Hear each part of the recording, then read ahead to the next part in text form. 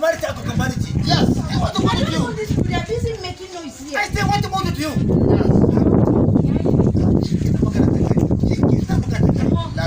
Kawai kice? Magana ta kare. Aikin mai gari bai. Correct. Kin san ni da wakilin mai gari anan yake gaba daya. Yes. Ce min yayi ya wata tani. In an kai ba ko ba kuwa. To hakki na ne da wasu ka ko sunan shi. Amma tun da daga ku tare to ba ta da matsala. Gara on set. Kai saboda Allah abin da ya dada kai gari kenan.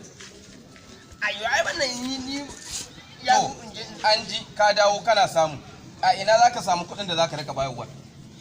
ina ruwanka hanya Allah ai ka fita tali. Ayi magana. Da Allah da Annabi. Duk fajin kunin duk wannan magana da kuke kawai. Yawa. Su wayannan din ba za Fulata na ce. Amma yana ga mahaifiyar ta biyo ko? Yi wallahi ai ko ta biyo ba ni ta biyo ba. Albasa ba ta halin ruwa ba. Kuma zaka ba ta 7,000. Akwai wata kawarta da za ta ba ta gudunmawa. So baba an samu matsala guda ɗaya. ATM ɗina ya faɗi kuma ina da matsalan BVN. Yawwa! Ai ni kama inda nake so. Ai ni da ai ba na son account. Ai na fi son raw cash, money for hand. Haka?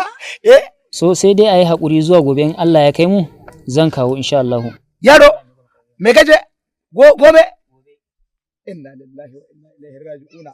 Inna lillahi yaro ka dora na ababureya. Gobe ta mun nisa yaro, akwai yara za su iya mutuwa. Ke mare ke zaki magana. Baba zan mishi bayani. Kina jin abin da yake faɗa? Ke ba ke magana ne? Biki san halin da ake ciki ba.